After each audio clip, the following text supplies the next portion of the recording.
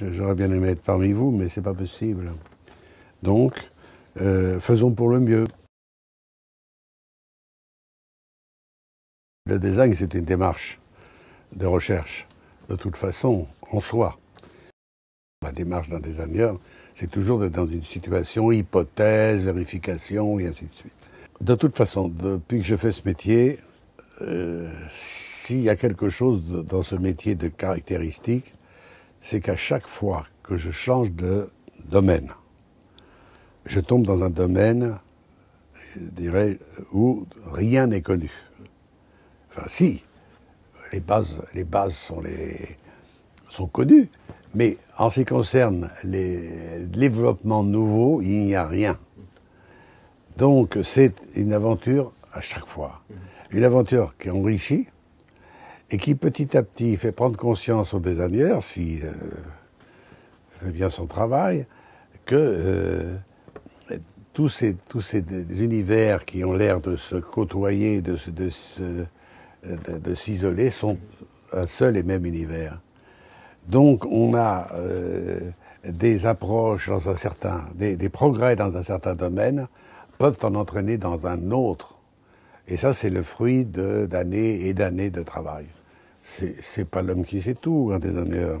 C'est l'homme qui sait faire, qui sait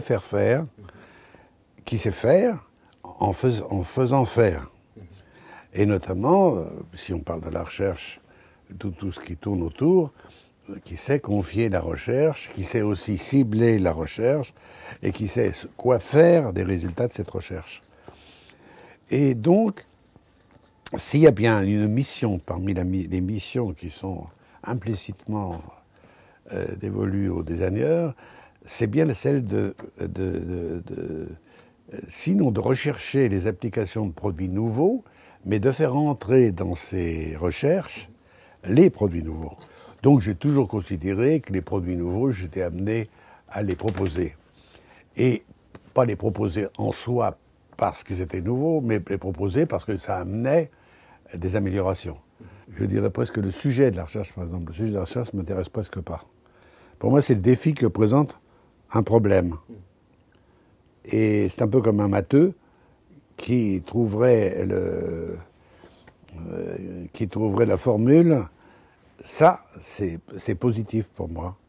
Le sujet en soi, non. Non, parce que quand on voit tout ce qui se passe dans l'industrie et autres, les pauvres gens qui dessinent des voitures, l'exaltation qu'ils ont pu trouver dans le dessin d'une voiture, la première fois, 3 ans après, elle est rouillée, la voiture, elle est finie, elle est obsolète. Il en sera de même pour les TGV, il en sera de même pour tout. Sauf certaines icônes qui surgissent, mais ça, c'est ce qu'on appelle un bonus dans le jargon moderne. Un bonus, c'est les fameuses icônes. J'en ai quelques-unes, mais c'est vrai que si je réfléchis à l'époque de ce qui s'est passé, le mérite est tel. J'étais parti aussi pour devenir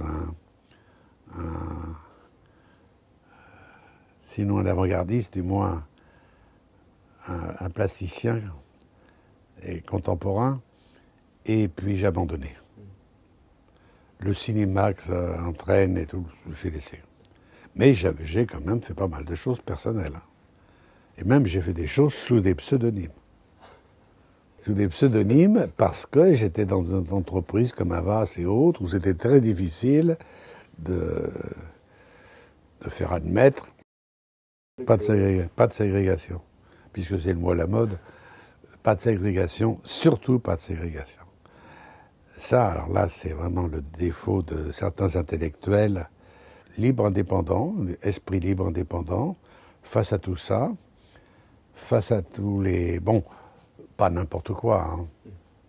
Travailler avec là, c'est pas travailler avec n'importe qui. Avec César non plus. J'ai eu la chance de me trouver... mais en plus, j'ai la chance, mais en même temps, j'ai tout fait pour. Je me suis pas... C'est pas par hasard non plus. Les spécialistes, c'est ceux qui savent faire une chose et une seule.